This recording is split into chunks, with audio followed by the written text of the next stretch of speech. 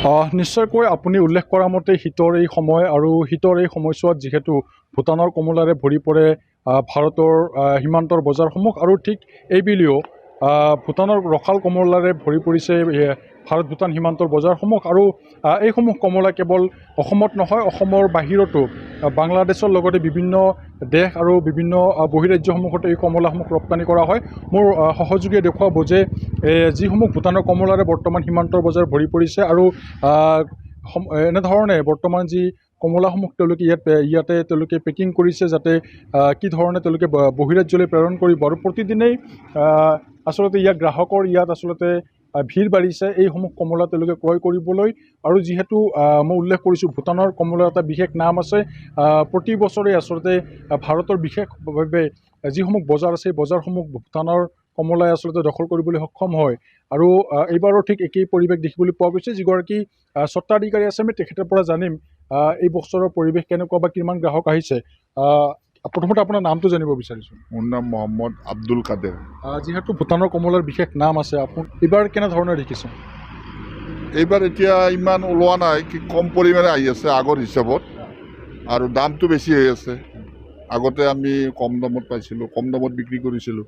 এতিয়া তাৰমানে কিনাতে আমাৰ দাম বেছি হয় আৰু বিক্ৰী কৰাটো আমাৰ বেছি দামত বেচিব লগা হৈছে, অলপ অসুবিধা হৈছে। ক'ত ক'ত যায় যিখিনি কমলা আছে? আমাৰ ইয়াতে ধৰক কুমাৰীকেইটা, তামোলপুৰ, ৰঙিয়া, গুৱাহাটী, তাৰপিছত নলবাৰী, বৰপেটা আৰু বেংগলত যায়, শিলিগুৰিত বেছি যায়। মোৰ মালটো বেছি শিলিগুৰি যায়। আপুনি শিলিগুৰি বিভিন্ন ঠাইত পঠায় আৰু আমি শুনিছোঁ অন্য ৰাজ্যসমূহত দেশসমূহতো যায়, ক'ত ক'ত যায়?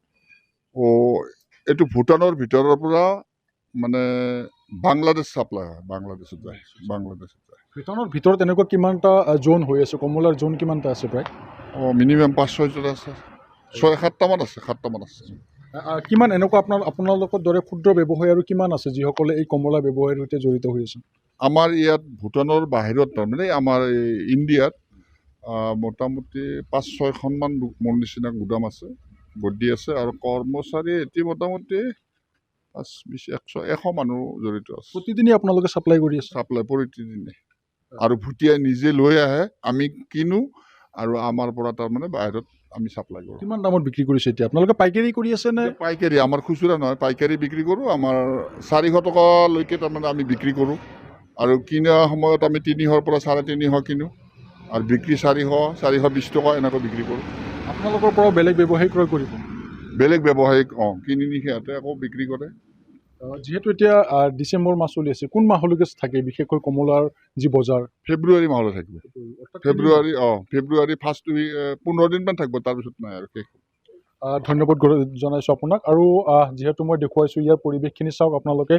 প্ৰতিদিনেই পুৱা গধূলি তেওঁলোকে এইসমূহ কমলা অসমৰ বিভিন্ন বজাৰত তেওঁলোকে প্ৰেৰণ কৰাৰ লগতে বহিৰাজ্যতো তেওঁলোকে প্ৰেৰণ কৰিছে। আৰু ভূটানৰ কমলা যিহেতু সুস্বাদু যি কমলাৰ এটা বিশেষ নাম আছে, আৰু সেই কমলাই প্ৰতিবাৰেই আচলতে বিশেষভাৱে বজাৰসমূহ তেওঁলোকে দখল কৰি আহিছে, আৰু এইবাৰো তাৰ ব্যতিক্ৰম নহয়। ভূটানৰ কমলাই আচলতে ভৰি পৰিছে সীমান্তৰ বজাৰ, আৰু প্ৰতিদিনেই এইসমূহ ভূটানৰ যি দৰংগা মেলাৰ বজাৰৰ পৰা যি অসমৰ অন্যান্য যিসমূহ তেওঁলোকে ক্ষুদ্ৰ ব্যৱসায়ী আছে তেওঁলোকে এই স্থানৰ পৰা ক্ৰয় কৰি তেওঁলোকে বিভিন্ন বজাৰসমূহত তেওঁলোকে ক্ৰয় কৰিছে। আৰু ওপৰত আন এগৰাকী ব্যৱসায়ী আছে।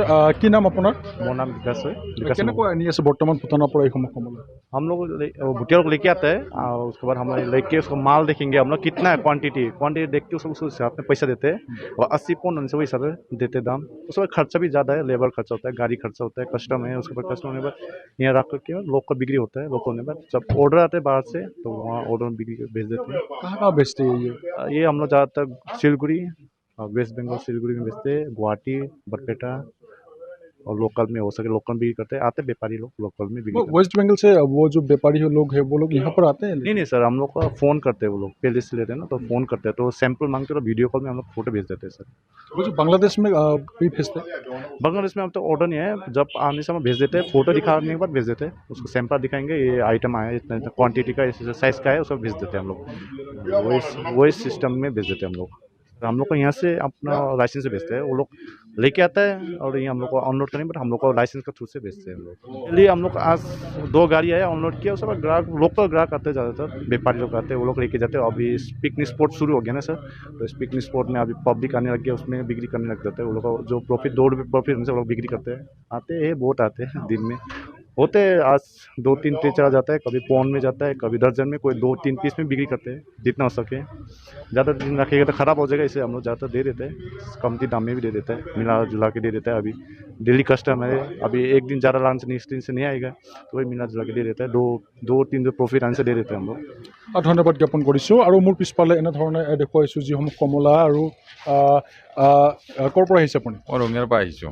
কি ক'ব, কমলা কিনিবলৈ আহিছে? কমলা কিনিবৰ কাৰণে আহিছোঁ। মই বিজনেছ কৰোঁ, মাল নিবৰ কাৰণে আহিছোঁ। ৰঙিয়া নিয়ালে খুচুৰা বিক্ৰী কৰোঁ। ৰঙিয়াৰ মানে ৰঙিয়াৰ বজাৰত আপুনি বিক্ৰী কৰে? ৰঙিয়াৰ হাৱে কিমান কৈছে, দাম কিমান কৈছে এওঁলোকে? দাম 500, 550 তাৰে মাজতে হ'ব আৰু কিবা এটা। লাভান্বিত হ'বনে আপোনালোকে? অঁ হয়, লাভ প্ৰতি বছৰে ল'বলৈ? প্ৰতি বছৰে নিবা। আপোনাৰ কমলা যিহেতু বিশেষ এটা নাম আছে। নাম আছে, মানুহ ফেমাছ এইটো কমলাৰ কাৰণে, ভূটান কমলাৰ কাৰণে। বহুত মানুহে মানে ভূটানৰে বিচাৰে, বেলেগ আৰু চালানীটো খাব টান পায়, তাৰমানে এই ভূটানটো ভাল পায় আৰু ভূটানত থলুৱা হয় এইখিনি। থলুৱা হয়।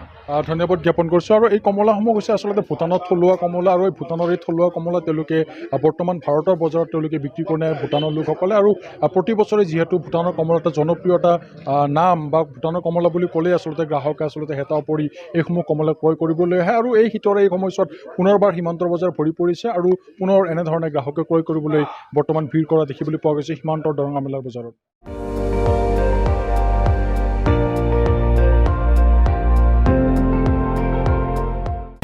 আপুনি চাই আছে ND24, সৰ্বশ্ৰেষ্ঠ নহয় সৰ্বোত্তমৰ দৌৰ।